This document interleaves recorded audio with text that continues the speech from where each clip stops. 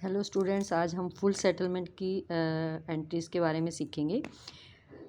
जैसे कि मैंने क्वेश्चन में दिया हुआ है, purchase goods from Sham of the list price of 50,000 at 12% trade discount. तो यहाँ पे ट्रेड डिस्काउंट गिवन है, तो परचेजिंग हो रही है, तो हमारी एंट्री होगी परचेजेज अकाउंट डेबिट टू शाम, क्योंकि यहाँ पे फॉर कैश नहीं है तो ये क्रेडिट होगी।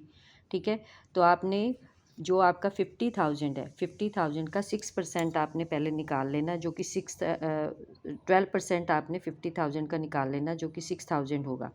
6,000 को आपने 50,000 से माइनस कर देना है, तो आपका जो परचेजेज है वो 44,000 की आ जाएगी। ठीक है, यहाँ पे हमने ट्रेड डिस्काउंट की कोई एंट्री नहीं दिखानी, सिर्फ 12% निकाल कर उसको माइनस करके निकाल लेना है। नेक्स्ट आपका है गुड्स, रिटर्न गुड्स टू शाम ऑफ लिस्ट प्राइस 4,000। तो यहाँ पे आपने 4,000 को नहीं करना, जैसे कि हमने ट्रेड डिस्काउंट पे परचेजिंग की हुई है, तो 4,000 का आपने पहले निकालना है 12%। ठीक है, 4,000 का 12% निकाल के 480 उसको आपने माइनस करके फिर दिखाना है।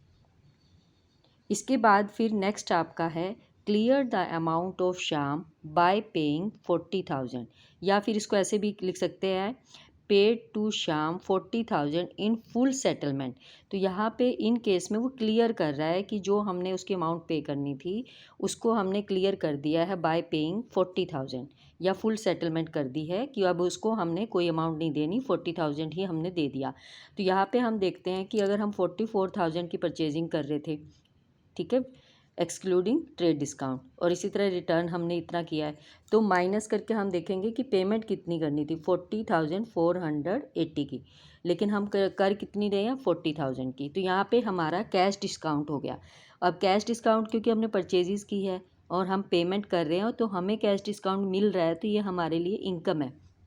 तो इस केस में हम शाम को डेबिट करेंगे जितनी अमाउंट से उसकी हमारी बचती थी। ठीक है, इसमें से 44,000 में से 3,520 को माइनस करके इतनी पेमेंट हमारे को देनी थी, तो इससे हम इसको डेबिट करेंगे टू कैश। कैश में हम दिखाएंगे जितना हमने उसको पेमेंट कर दिया, और टू डिस्काउंट ये हमारी अन्य गेन है, तो इसको हमने टू में दिखाया 480।